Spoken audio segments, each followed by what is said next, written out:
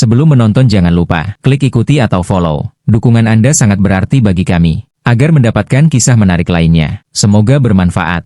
Ini dia sejarah kisahnya. Perjalanan haji 100 tahun yang lalu, sekitar tahun 1920-an, sangat berbeda dibandingkan dengan perjalanan haji masa kini. Berikut adalah gambaran sejarah dan kisah perjalanan haji pada masa itu, terutama dari perspektif jamaah asal Nusantara, sekarang Indonesia, yang merupakan salah satu kelompok terbesar dalam pelaksanaan ibadah haji pada masa lalu. Latar waktu, awal abad ke-20, sekitar 1920-an. Pada masa itu, Indonesia masih berada di bawah kekuasaan Hindia Belanda, dan banyak umat Islam yang memiliki keinginan kuat untuk menunaikan ibadah haji, meskipun tantangan dan rintangannya sangat besar. Perjalanan panjang, naik kapal uap. Jamaah haji dari Nusantara menempuh perjalanan laut yang sangat panjang.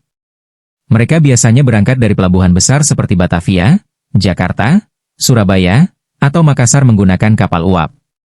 Waktu tempuh bisa memakan waktu antara 1 hingga 3 bulan, tergantung rute dan kondisi cuaca.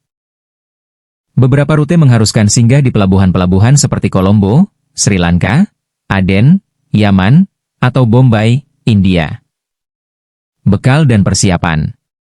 Jamaah membawa bekal sendiri dalam jumlah besar, termasuk beras, lauk kering, dan obat-obatan. Tidak sedikit yang menjual harta benda atau menabung seumur hidup demi menunaikan haji. Banyak juga yang menggunakan jasa syah bandar atau penghulu haji yang membantu mengatur keberangkatan. Tiba di Mekah, tantangan hidup.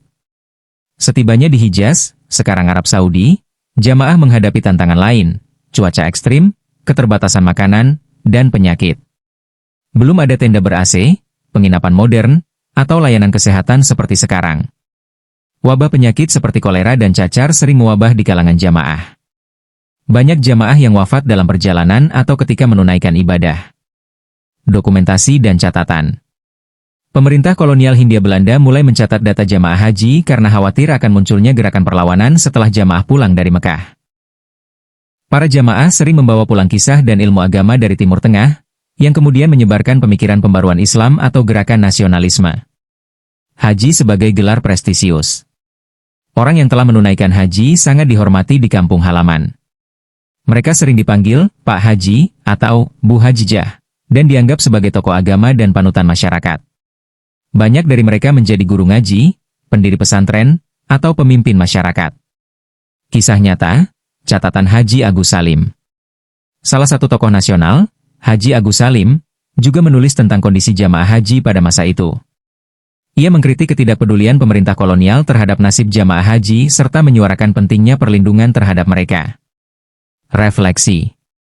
Perjalanan haji 100 tahun lalu adalah kisah ketabahan, keikhlasan, dan perjuangan spiritual. Ibadah haji bukan hanya perjalanan fisik, tapi juga ujian mental dan spiritual yang sangat berat. Namun semangat umat Islam tetap tinggi, membuktikan betapa mulianya niat mereka untuk memenuhi rukun Islam kelima. Terima kasih sudah menonton, dukung dan sebarkan sejarah kisah, agar mendapatkan kisah menarik lainnya. Semoga bermanfaat. Ini dia sejarah kisahnya.